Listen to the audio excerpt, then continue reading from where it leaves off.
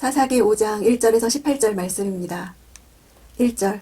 그날 드보라와 아비노함의 아들 바락은 노래를 불렀습니다. 이 노래를 드보라와 바락이 함께 부른 것처럼 써 있는데 실제로는 드보라의 노래입니다. 왜냐하면 노래하다가 여성 3인칭 단수이면서 주어가 1인칭이기 때문입니다. 바락의 이름이 들어간 이유는 드보라의 노래에 바락을 비롯한 다른 사람들이 화답했기 때문일 것입니다. 2절. 이스라엘의 지도자들이 앞장서고 백성들이 자원해 전쟁에 나갈 때 여호와를 찬양하라. 앞장서고가 원어로는 머리를 풀고입니다. 이것은 이스라엘의 용사나 지도자들이 나실인 서원을 했다는 의미입니다. 지도자들은 나실인 서원을 하고 백성들은 자원했다가 대꾸를 이룹니다. 뒷부분에 그렇지 못했던 사람들과 대조를 이루기 위해서입니다. 4절. 여호와여 주께서 세일에서 나가실 때 주께서 에돔 땅에서 전진해 나가실 때 땅이 흔들리고 하늘이 비를 쏟고 구름도 물방울을 떨어뜨렸습니다. 세일은 에돔 땅을 가리키는 동의어입니다. 세일이나 에돔은 광야를 상징적으로 표현한 말입니다. 즉 세일과 에돔은 출애굽한 이스라엘 백성이 40년 동안 지났던 광야 전체를 상징하고 이 구절은 과거 출애굽의 여정 가운데서 이스라엘을 인도하시고 보호하셨던 여호와께서 시스라를 상대로 전쟁을 벌이신 바로 그 하나님이심을 노래하고 있습니다. 하늘이 비를 쏟고 구름도 물방울을 떨어뜨렸다는 문장은 원어로는 아름다운 시적인 운율이 반복적으로 흐르고 있습니다. 모두 7개의 단어로 구성되어 있는데 각 단어들이 와우, 와우, M으로 끝나고 있어서 히브리시 특유의 가군을 보여주고 있습니다. 직역하면 하늘이 떨어뜨렸고 또한 구름이 물을 떨어뜨렸다. 이것으로 비가 아주 많이 왔다는 것을 암시해주고 있습니다. 이 구절은 기손광 전투를 두고 노래한 것입니다. 만일 이렇게 비가 올 것을 예상했다면 시스라는 절대로 철병거를 강가에 배치하지 않았을 것입니다. 그러므로 그때는 우기가 아니라 건기였을 것입니다.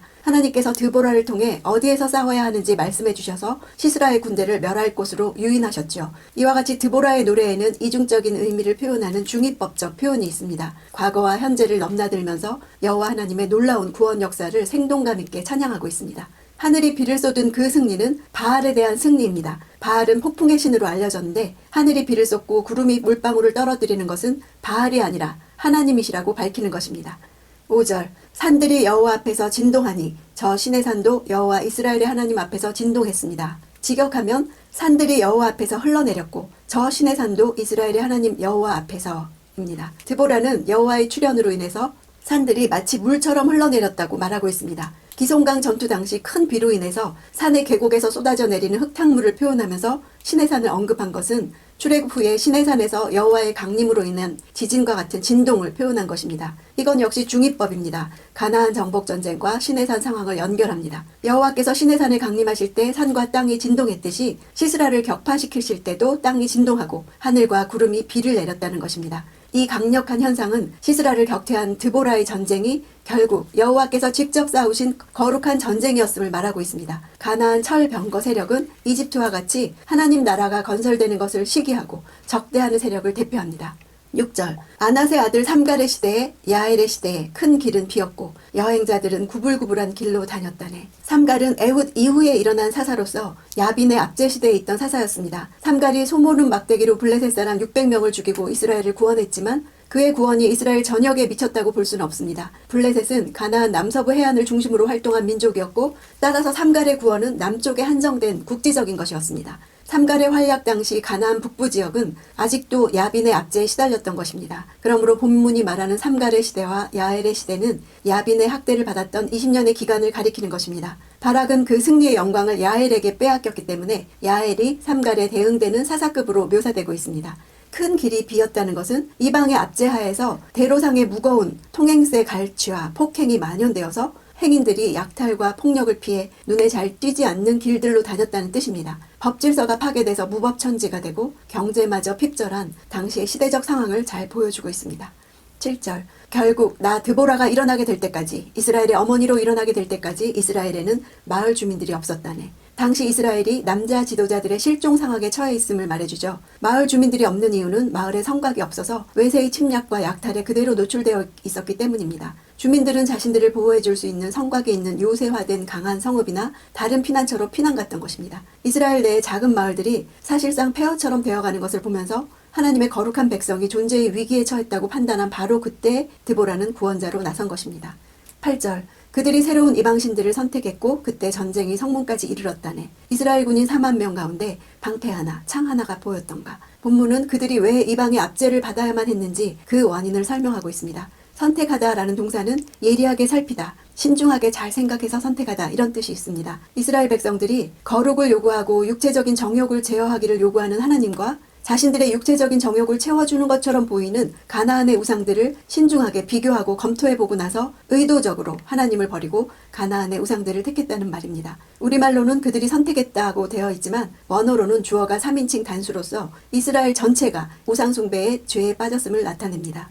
방패와 창은 전쟁에 필요한 모든 무기를 뜻하죠. 4만 명이란 이스라엘이 총동원할 수 있는 병력이 비무장 장정 4만 명이 전부였다는 것입니다. 그 4만 명 중에 방패와 창을 가진 사람은 하나도 없었습니다. 가나안 사람의 압제 20년의 참혹한 쇠약함을 말해주죠. 가나안 사람들은 지배에 대항할 이스라엘의 힘을 원천적으로 봉쇄했던 것입니다. 10절 값비싼 당나귀를 타고 다니는 사람들아, 높은 지위에 있는 사람들아, 길을 가는 행인들아, 모두 다 찬양하라. 9절에 나온 통치자들과 백성들을 자세히 풀어 말한 것이 10절, 11절입니다. 세 부류의 사람들은 이스라엘의 모든 계층의 사람들을 말합니다. 값비싼 당나귀를 탄 지도층과 높은 지위에 있는 사람들과 일반 서민들을 말합니다. 11절 활 쏘는 자들의 떠드는 소리에서 물 깃는 곳들에서 거기서도 여호와의 의로운 일을, 이스라엘 지도자들의 의로운 행동을 칭송하라. 그때 여호와의 백성들이 성문으로 내려갔다네. 활 쏘는 자들은 전사들, 물 깃는 곳에 있는 자들은 여인들, 이렇게 모든 종류의 사람들이 여호와의 공의로우신 일을 전파하라고 권하죠. 성문에 내려갔다는 것은 공동체를 수호하기 위해서 그들이 전쟁에 참여했다는 뜻입니다. 12절 깨어나거라 깨어나거라 드보라여, 깨어나거라 깨어나서 노래하여라.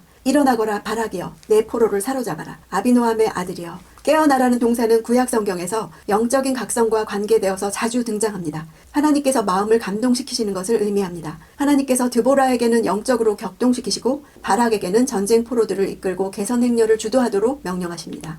13절 그때 남은 사람들이 존귀한 사람들에게 내려오고 여호와의 백성이 용사를 치러 내게 내려왔다네. 전쟁에 참여하기 위해서 내려오고 내려왔다는 표현은 이제 뒷부분에 전쟁에 참여하지 않은 지파들이 머무르고 머물렀다 이런 표현과 대꾸를 이룹니다.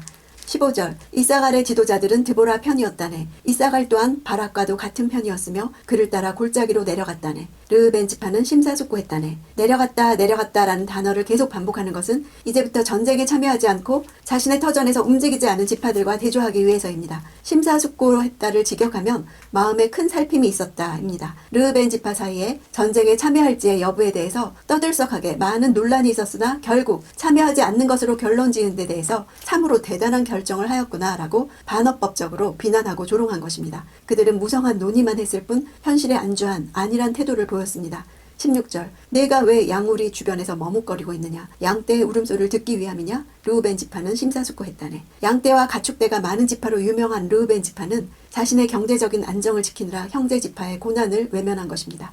17절 길르앗은 요단강 저편에 머무르고 있었다네. 단은 왜 배에 머물러 있었느냐. 아셀은 해변에 남아 부둣가에 머물러 있었다네. 머무르고 있다는 것은 다른 지파들은 빈부 귀천과 지위 고하를 막론하고 전쟁에 참가하고자 모두 내려온 것과 대조하고 있습니다. 길르앗은 요단 동편에 거주한다는 이유로 단 지파는 두로와 시돈 근처 해변 지역을 중심으로 무역을 하며 돈을 버느라 아셀 지파는 원래 해변 지역의 땅을 분배받았는데 자신의 항만에 거주하면서 굳이 전쟁을 통해 땅을 빼앗지 않아도 항구 수입으로 살아갈 수 있다는 이유로 움직이지 않았던 것입니다. 18절 스불론은 자기 목숨까지도 아끼지 않는 사람들이었다네. 고원의 전쟁터에서 납달리 또한 그랬다네. 이 구조를 보면 생명을 아끼지 않고 전쟁에 참여한 지파들을 앞뒤에 배치하고 목숨을 걸고 이방인들과 투쟁하는 동안에 수수방관한 동족 지파들을 가운데 두고 둘을 대조하고 있습니다. 스불론과 납달리 지파가 1만 명의 특별 선봉대로 바락의 군대를 구성해서 다볼산으로 갔던 것입니다. 드보라는 처음부터 사사가 아니었습니다. 원래는 이스라엘의 평범한 주부요 어머니였으며 마을 단위의 공동체의 우환거리를 해소해주는 촌장 수준의 지도자였습니다. 그러나 마을 공동체의 재판관 경험을 통해서 가나안 사람들의 압제로 인해 생겨난 백성의 고통과 탄식을 직접 체험하면서 남성들의 전유물인 전쟁 사령부에까지 진출하게 됩니다. 야엘도 이스라엘의 하나님에게 속하기 위해서 자신이 속했던 집단과 과감하게 분리하는 모험을 감행해서 여인들의 생존 본거지인 장막에서 하나님의 거룩한 전쟁을 치를 수 있었습니다. 이처럼 일상생활에서 하나님 나라를 위한 전초 기지가 세워집니다. 하나님으로부터 선포되는 음성을 들었습니다. 하나님의 거룩한 백성이 존재의 위기에 처한 때 드보라를 영적으로 깨우신 하나님의 음성이 오늘도 나의 일상에서 임하기를 기대합시다.